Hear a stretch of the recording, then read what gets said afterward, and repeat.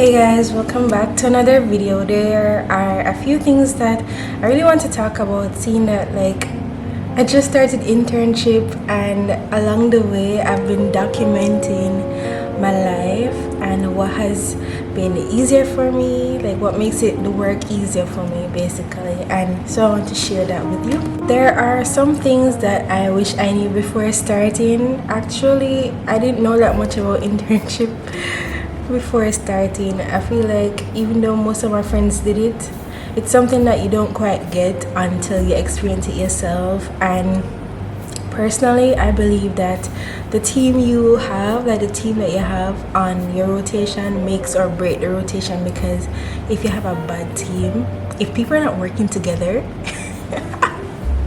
if they're not working together, or they don't view the work as okay, we have to do it together, this is something that each of us must do, versus it's too much work, probably this other person should do it. When we have that mindset of okay, let's get the job done before the day ends, then things go a lot faster and you start to enjoy it. So yeah, that's something that I kind of wish I knew, not to worry about it too much and to just focus and communicate. So you have to communicate with them, let them know what you plan to do. You guys have to work together to complete the to-do list or any other examination. By communicating, you not only get your needs across or your plan across, they can learn your work routine. They kind of learn what your perfect way or your best way of working, so that they can accommodate you and you can accommodate them. You can make some switches. They get to know you, and that's a good thing, and they get to trust you. If you clock in on what you're supposed to do rather than what other people may think of you, or if somebody else is watching you, then the nervousness disappears. That's actually something that my auntie had told me when I was starting off my final year of med school, and I'm just now kind of getting it. I'm naturally anxious. That has always been me for the most part, but it's slowly disappearing. I only get anxious now on rounds when they're seeing my patients, because I'm like, oh my gosh, I hope I remember everything.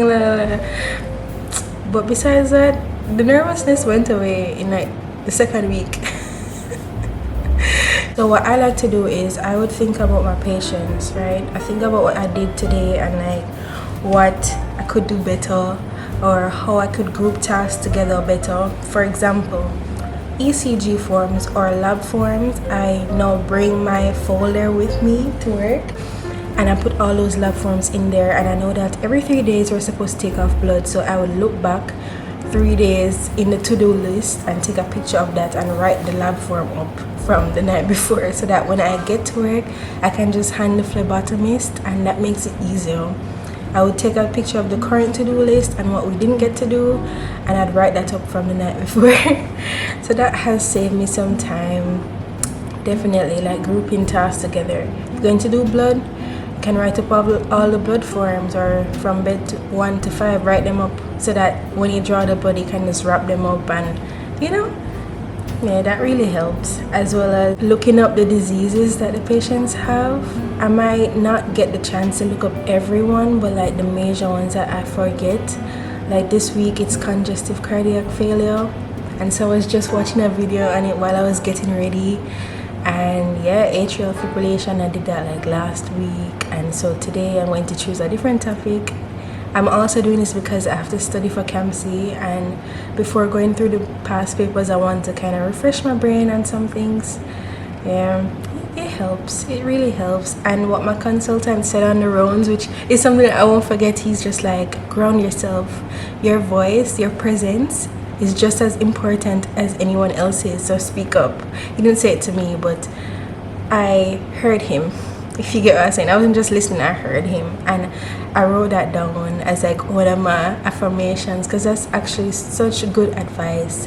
There's a lot of times where as I said before, I'd get anxious or get nervous, or there are points about a patient that I'm too scared to say, and I just have to remind myself I trust myself, I trust my judgment. And if for example, I think that this is how that examination went and I brought it up and it's not so well, so be it.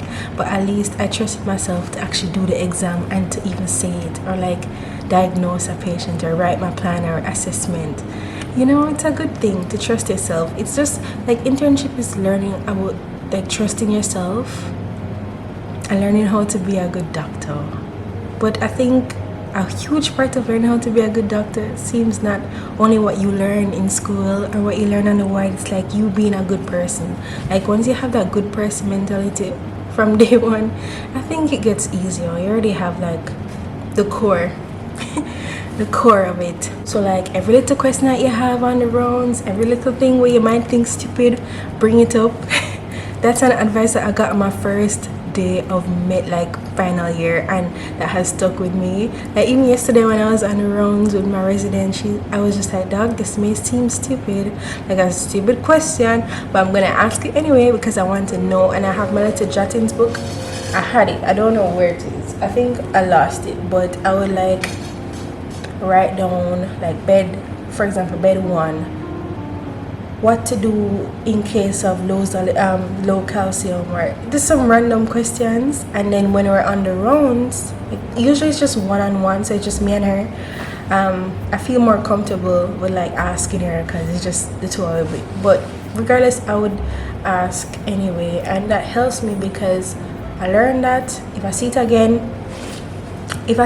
I'll know what to do, right? So yeah, I want to look for my jottings book though, because it really did help me like the first week. The book just disappeared, literally just disappeared.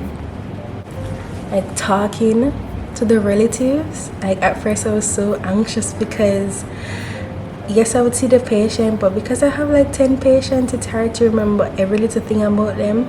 But as the time progressed, I started to remember more, and like talking to them, it helped me recall information. So because they'll ask like specific questions, and then that would mean that I would have to revise the patient, and I didn't like having to run back and revise and come back. But it's better to do that than just say foolishness. But after a while, I didn't have to run back to the computer because I remembered and I expected them to come. Like when you go in the mentality that yes, I'm going to see my patients, I'm going to have ward rounds and have a to-do list. The relatives are gonna come, they're gonna ask questions, they want to know what's up with their relative, like who wouldn't want to know? Then you kind of pre-plan like, okay, if bed 1's relatives come, this would be the update. Bed 2, okay, what's wrong with her, why is she still here, could she be sent home, why isn't she sent home, what her lab's like. And so that's kind of what I do, so it's a bit easier for me. And I actually like talking to them. Like yes, I'm a shy person, but talking to them is nice, and they're like, you're such a nice, like they're kind of reaffirm me, and they make me feel nice. Like it feel nice to help them. I help them relative. God no, like I thought I probably wouldn't like medicine, but that's one of my favorite parts, like talking to them patients every day, and like their relatives, and like actually seeing them get better. Especially on internal medicine is something that you shouldn't take for granted because a lot of patients do expire. Okay, I've seen that so much at Mandeville. Like it was like almost every day someone would die, and it was kind of traumatic at first. And so seeing that that's not really common here, at least right now, it makes me feel better. And the people that I'm looking after, they're actually like leaving the hospital alive, and so that makes me feel good. Far I've felt more pressure from like med school than here, like internship. Trust me, like med school, because I was coming from a school where I was not learning half of the things that they were going through in the hospital. Shame every day, every single day I cry. Like I felt so ashamed of myself, I felt so stupid. I was like, how me never know this, like how they never teach me this. Me I pay up school fee fair, school will not teach me this. But after a while, the consultant, them, the residents, anybody who could have helped, they were helping me. And so now when I'm doing internship and those same things are coming up, it's easier because I already learned them, like I already did this. So yeah, I don't feel bad. I don't feel bad at all. I am so proud of myself. Like I say it to Rob all the time that Rav will come in from far because some of the little simple things, like even abdominal examination, recipe, motor exam, when we started final year in the hospital, we didn't know what those were. We didn't know. We never got a chance to practice on a patient before. We didn't know how we wanted it. We didn't know how to study, much less see a patient. Hello. So know that it's not as hard. I am so grateful for everybody that taught me that year.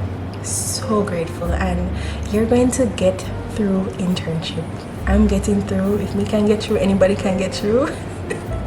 Yeah, those are some things that I wish I knew, or some things that I want to share so that you know now. Alright, you know, I didn't know, but now you know. Alright, thanks so much for watching. Bye.